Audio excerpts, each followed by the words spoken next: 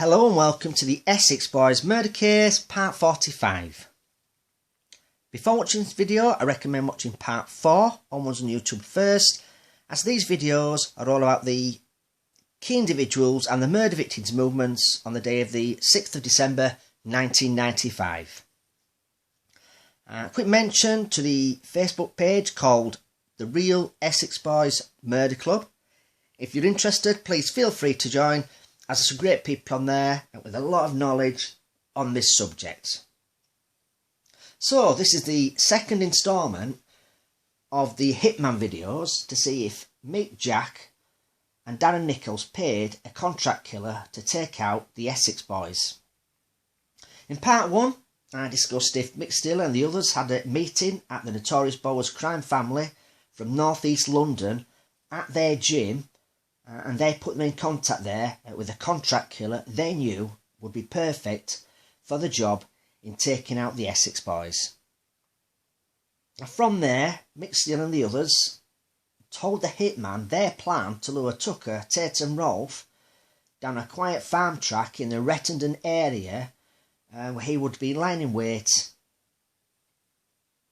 Now, Jack would make his way down there after being dropped off by Darren Nichols, and he will be armed and lie in wait with him just in case anything was to go wrong when the executions began. Now, Mick's role in all this, he will be in the Range Rover guiding the Essex Boys to their pre-chosen murder location. It's their job to make sure the gate shut so the Range Rover can be brought to a halt, and then he'll get out and leave the back door open, and this will be the hitman's cue to begin the executions. So on with part 2 of the Hitman videos, and I'm going to talk about a witness called an Alan Grayston.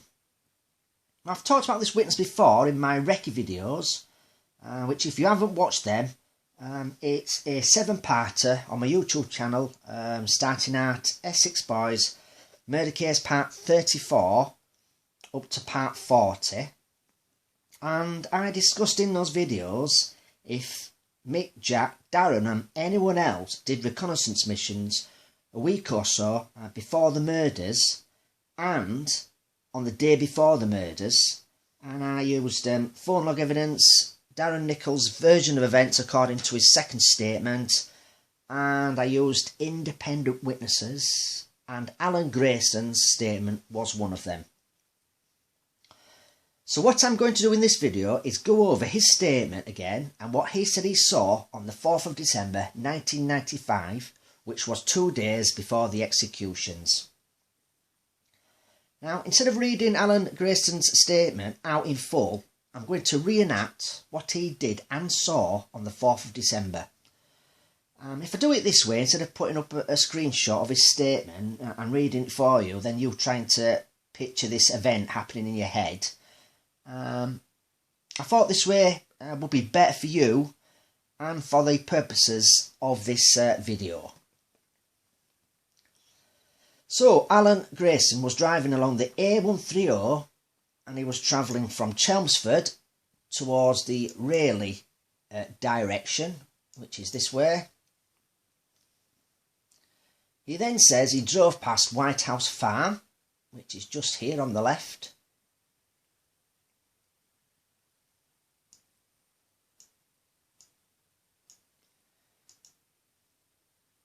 He then says he carries along the A130, heading towards the Rettendon Turnpike.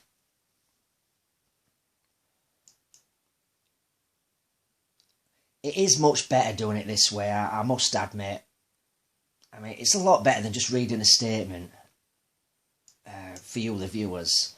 I mean, at least this way, you get to visualise what Alan Grayston did and saw on that day.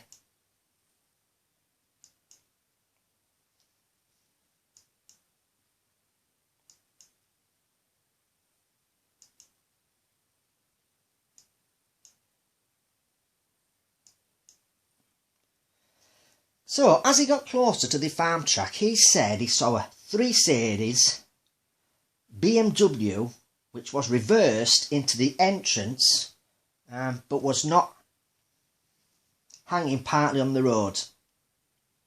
Now this caused an articulated lorry which was in front of him to swerve outwards and go round the BMW. Now, Alan Grayson also had to do the same. Now, as he approached the BMW, he said there were no occupants in the vehicle. He said it was clean and well polished. Now, as he passed the vehicle, he saw a man walking down the field from a large house, which would be this field just here. Now, the big house he is talking about is this place just up on the hill here. I mean, it's very hard to get a picture from street view of it. It's just there at the top of the hill is Rettendon Hall. I will be showing you a picture looking down to where to their Rettendon Hall gate later.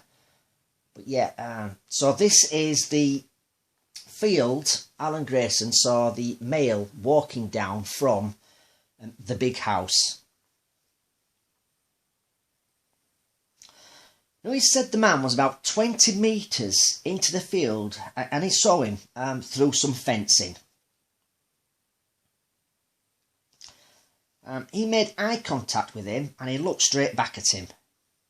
Now, he recalls driving around about 5 miles per hour at this particular moment. Now, it appeared that he was walking to the BMW. He also noticed he had a pair of binoculars in his hand as he drove past. So who was this suspicious person Alan Grayson saw on the 4th of December, 2 days before the triple murders? What was he doing in this field? What was he looking at with those binoculars? Was he the hitman hired by Mick Steele and the others to carry out the executions? And he was doing his own recce of the chosen murder location? The description of this man was 5'10" and to 5'11" tall. He was white-skinned European, early to mid-30s, well built and fit looking. I mean, the description of this man does not resemble Mick Steele, Jack Wooms, and definitely not Darren Nichols.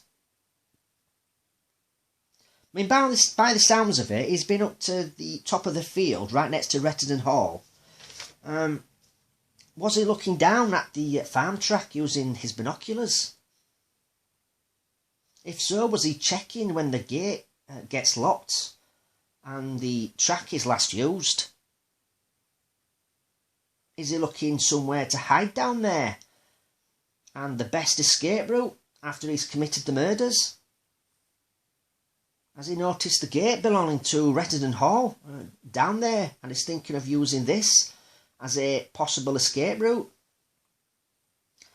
I tell you what I'll do. I'll find that picture of the gate that I'm talking about, which is owned by Rettendon Hall, so you can look for yourself. But before I do that, just take notes of this road here, the A130, and this field where the suspicious male was here, and Rettendon Hall, which is just up here on the top of the hill.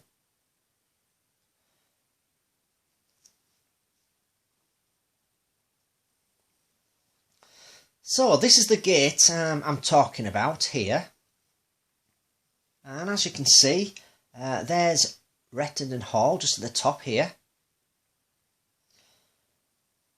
And just right here is the field that the man with the binoculars was walking down on the 4th of December in this direction towards the A130.